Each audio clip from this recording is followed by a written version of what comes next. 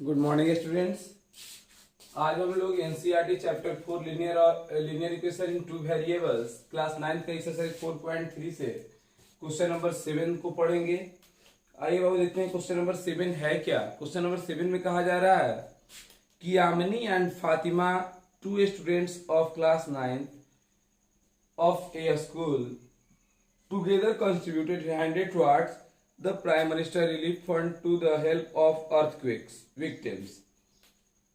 Question का मतलब हुआ कि यामिनी और फातिमा दो स्टूडेंट है जो कि क्लास 9th की हैं और दोनों मिलाकर के 100 रुपया क्या करती है, प्राइम मिनिस्टर रिलीफ फंड में अर्थक्वेक के लिए जमा करती है। तो write a linear equation which satisfy this data to take contribution, ये अपना हिंट लग रहा है दे दिया है कि to take contribution of X and Y, draw the graph. तो लिखेंगे कि let contribution of Yamini and Fatima, क्या लिखेंगे कि लेट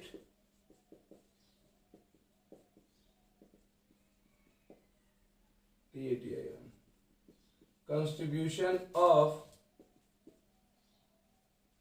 यामिनी एंड क्या नाम है, Fatima, FATIM, Yamini and Fatima, Yamini and Fatima together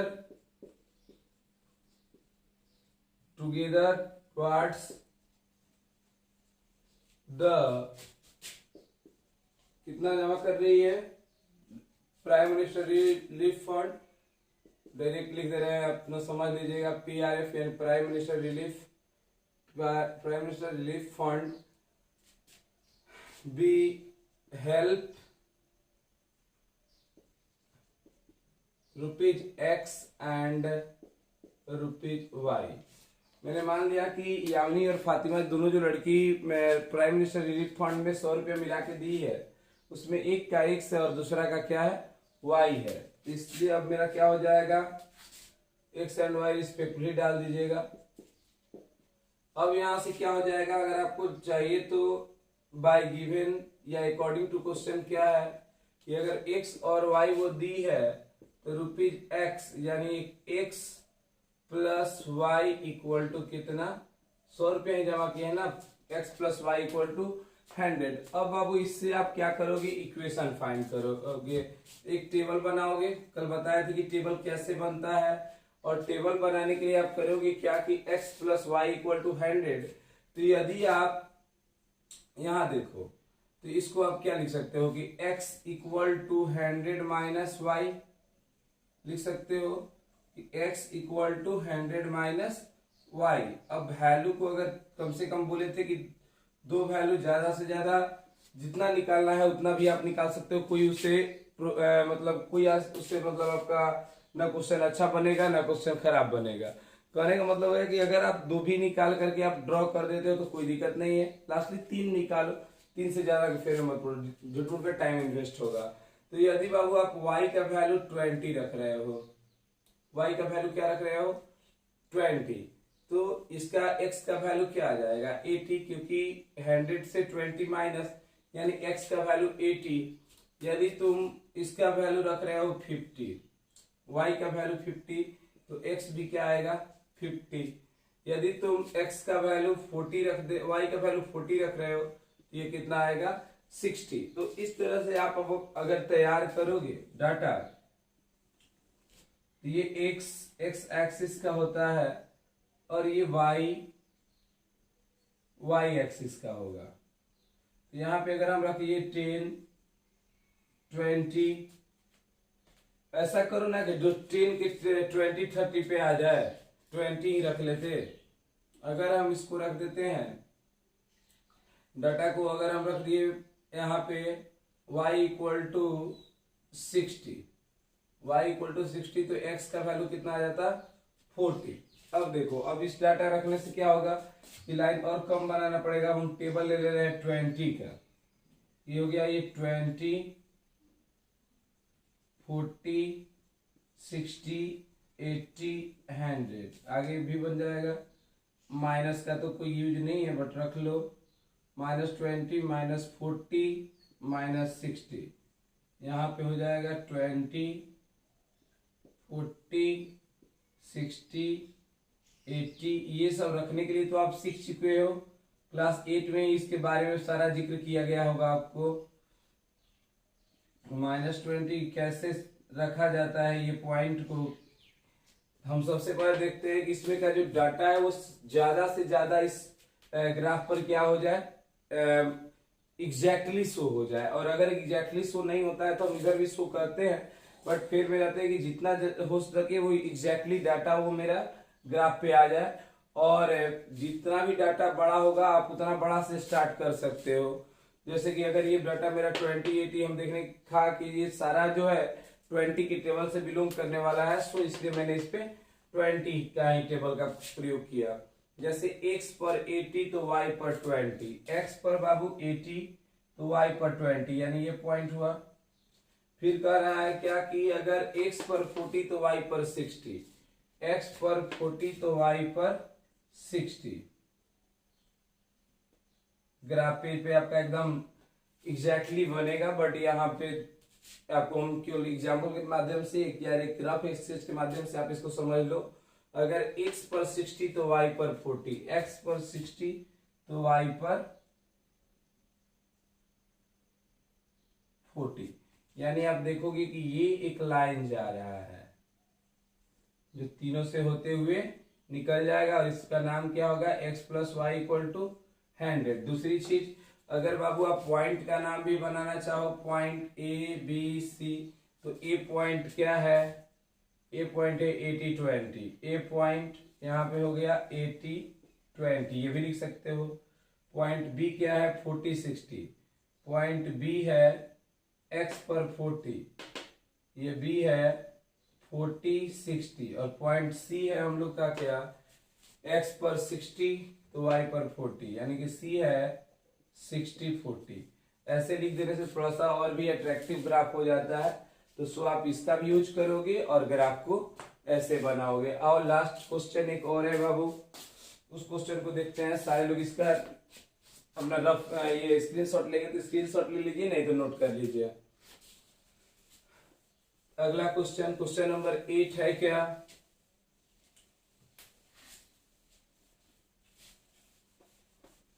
question number 8 में कहा जा रहा है कि in countries like USA and Canada temperature measured in the Fahrenheit, where at the countries like India measured Celsius. जैसे कह रहा है कि कनाडा हो गया, यूएसए हो गया, उन सभी जगहों पे टेम्परेचर को फ़ारेनहाइट में मापा जाता है, बट इंडिया जो है वहाँ की टेम्परेचर को सेल्सियस में मापा जाता है। Here is a linear equation that converts in Fahrenheit to Celsius. तो सारे लोग ये फॉर्मूला पढ़े होंगे कि फ़ारेनहाइट 5P में हम लोग पढ़े थे कि फ़ारेनहाइट इक्वल टू 9/5 इंटू यहाँ पे आ जाता है सेल्सियस अब +30 डिग्री। सेम इसी का अपोजिट सेल्सियस में हो जाता है। अगर ये 5 डिवाइड में तो मल्टीप्लाई में चल जाएगा, और 9 जो है मल्टीप्लाई में तो डिवाइड में आ जाएगा, +32 -32 हो जाता है। तो ये फॉर्मूला सब लोग पढ़ चुके हैं, इसको ध्यान भी रखेंगे, ऐसे लिख दिया है आपका। तो कहा जा रहा है क्या कि फर्स्ट जो करना है कि draw the graph of linear equation above the using Celsius x axis, and क्या कह रहा है कि सेल्सियस जो है एक्स एक्सिस को इंडिकेट करेगा और फ़ारेनहाइट जो है वो वाई एक्सिस को इंडिकेट करेगा। यानी सेल्सियस को बाबू आप यहाँ पे सेल्सियस को एक्स एक्सिस समझोगे और फ़ारेनहाइट को वाई एक्सिस। तो अब यहां से ध्यान दो, तो अब आपको करना क्या होगा कि अपना एक डाटा बनाओगे एक्स वाई, मन में चलना चाहिए कि एक्स किसको इंडिकेट कर रहा है, सेल्सियस डिग्री सेल्सियस को, और वाई किसको इंडिकेट करना है, तो डिग्री फ़ारेनहाइट को। अब यहां से अब जब आप रख लिए तो आपको अब डाटा बनाने के लिए सिखाया जा चुका है, तो आप यहाँ पे कैसा डाटा रखना चाहोगे, अब इस पे वैल्यू रखेगा। तो यदि तुम यहाँ का वैल्यू रख देते हो 0, मान के चलो कि आपने यहाँ का डाटा रख दिया 0, तो 0 रखोगे तो क्या आएगा, अगर हम सेल्सियस यानी कि सेल्सियस में पुट किया मैंने 0, यानी यहां मैंने 0 किया तो 9/5 इंटू 0 बाबू क्या बनाएगा 0 + 32, तो फ़ारेनहाइट में कितना आ जाएगा 32। अगला बात करें अगर हम किसका, अगला बात किया जाए कि फिर अगर हम यहाँ पे और क्या रख दे, तो अगर कोई और डाटा ऐसा मिले, अगर हम यहाँ रख देते हैं सेल्सियस में, क्या रख दें, अगर हम सेल्सियस में रख दें कुछ ऐसा डाटा जो कट उठ जाए, तो कटने के लिए अगर हम देखें तो अगर हम यहाँ 30 यानी कि अगर 40 फुट करते हैं तो 8 72 100 होगा। कुछ और डाटा आपको मन में रखो ना, 20 ही रखो, जो हो रहा होगा। यहाँ क्या रख दिए हम, 20 रख दिए, सेल्सियस में रख दिए 20 अगर रख रहे हैं तो कितना हो जाएगा, फ़ारेनहाइट के लिए 9/5 ऐसे सोच रहे थे कि कुछ डाटा लिमिट में आता तो हम लोग को कोई टेबल से बिलोंग करता।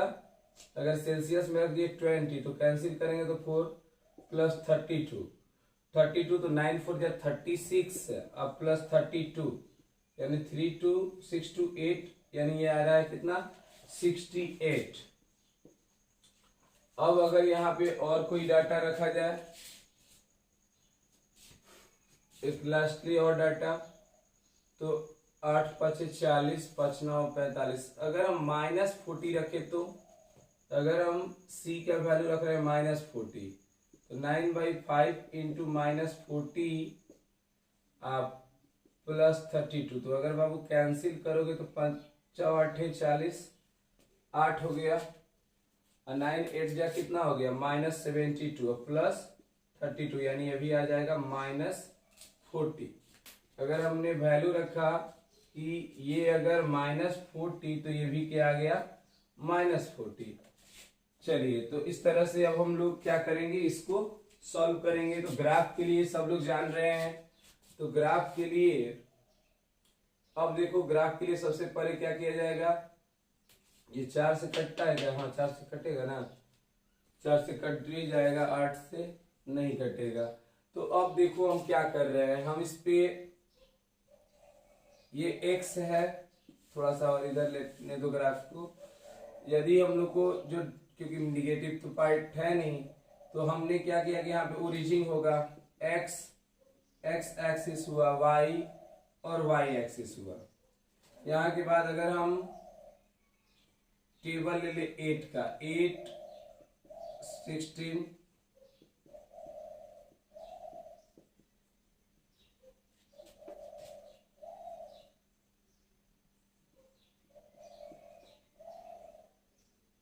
x पे उतना नहीं चाहिए, नहीं x पे 20 तक से काम चल जाएगा, 40 तक। इसमें चला जाए, इसमें भी चाहिए -40 तक, x में भी चाहिए -40 तक। मान के चलो कि मैंने यहाँ लिखा -8, सबका डिस्टेंस इक्वल होना चाहिए, थोड़ा सा और स्पेस चाहिए अभी आपको।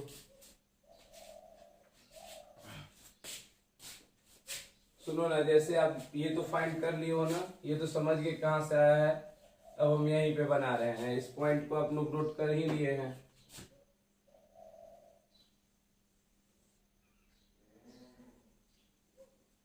अब देखो y पर भी -40 तक जाना है, क्या दिमाग नहीं काम करेगा क्या है, y पर भी जाना है माइनस में। अब चलो आराम से बनेगा, 8 8 16 24 32 40 48 56, इधर आ जाइए, -8 24 32 40 48, यहाँ 0 होगा, x एक्सिस, y एक्सिस, आपकी छोटा नहीं होगा।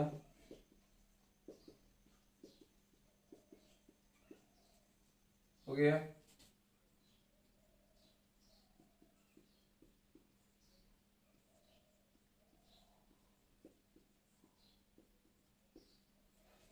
अब चलो बाबू, क्या कह रहा है ये कि x पर 0 तो y पर 32, x पर 0 तो y पर 32, x पर 0 तो y पर 32, ये हो गया।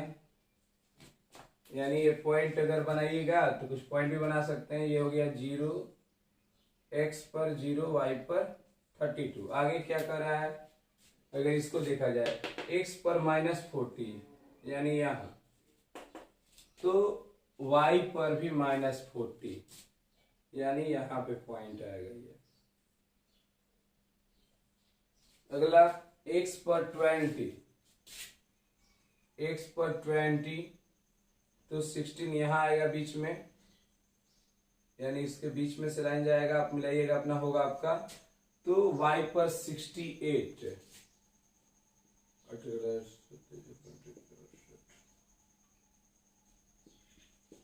तो 68 कहने का मतलब कि इसके बीच में, यानी आ जाएगा अप्रोक्सीमेट आपका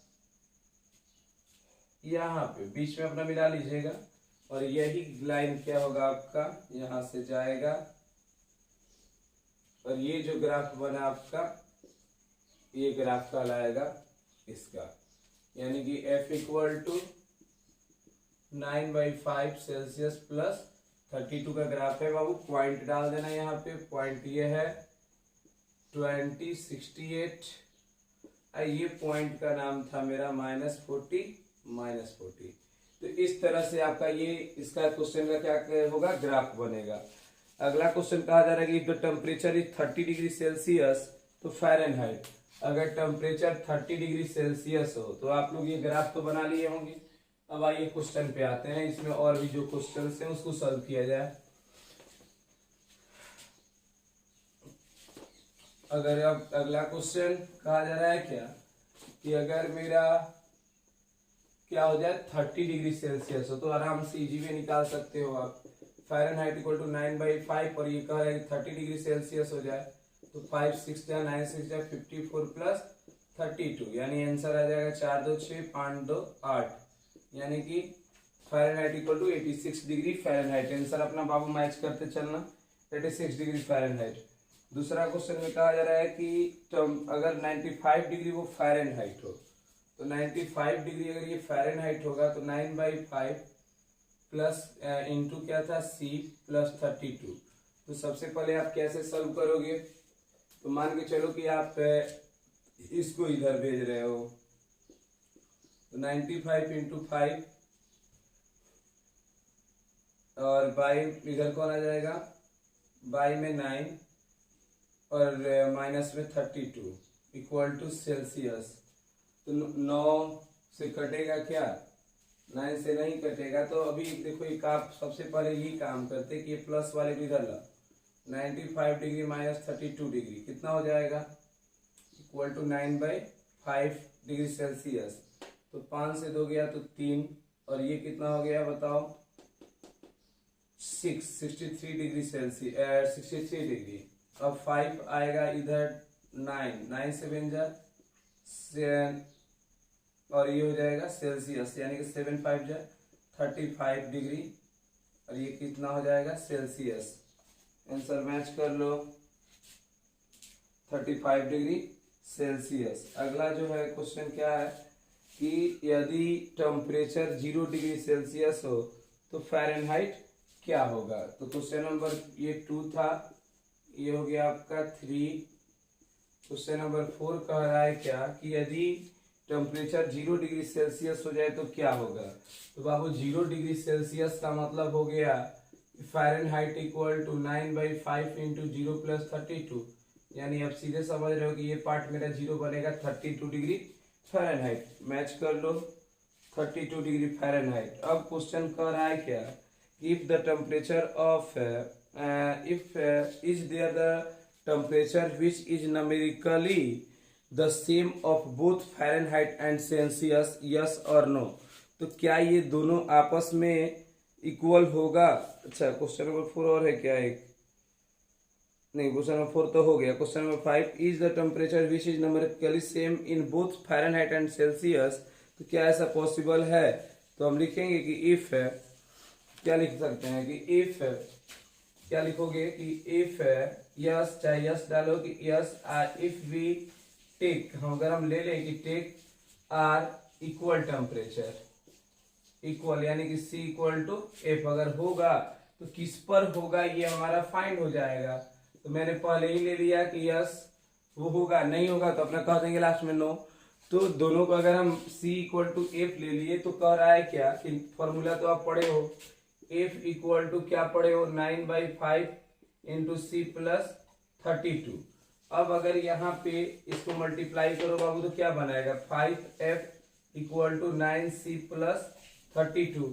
अब यहाँ से अगर आप देखो एक सेकेंड, ये मल्टीप्लाई किया ना जी तो 9 ये 5 क्या बना 5f बन गया 5f 9। एक सेकेंड ये भी तो मल्टीप्लाई करेगा, सॉल्व कर लो। अभी इधर से आएगा तो पहले अब f equal to 9/5 c plus इधर भी हो जाएगा 160 इधर भी आएगा तो ये बन जाएगा 5f, क्योंकि पहले इधर से सॉल्व करने के बाद ही ये इधर आएगा। और c और f आपस में क्या है इक्वल है, तो इसका मतलब आप समझ रहे हो कि c को f लिख सकते हो और f को c लिख सकते हो। तो 5f equal to 9f plus 160, तो घटाओगे इधर तो आ जाएगा आपका, तो होगा क्या 9, 5 से 9 घटा तो 4 ना, 4f इक्वल टू 160, तो 4 से कैंसिल करोगे तो 40, यानी कि f इक्वल टू -40, यानी -40 डिग्री क्या फ़ारेनहाइट पे ये दोनों आपस में क्या होंगे इक्वल होंगे। तो इस तरह से ये आपका चैप्टर जो है आपका कंप्लीट हुआ। आइए नेक्स्ट वीडियो में हम लोग नेक्स्ट चैप्टर को देखते हैं।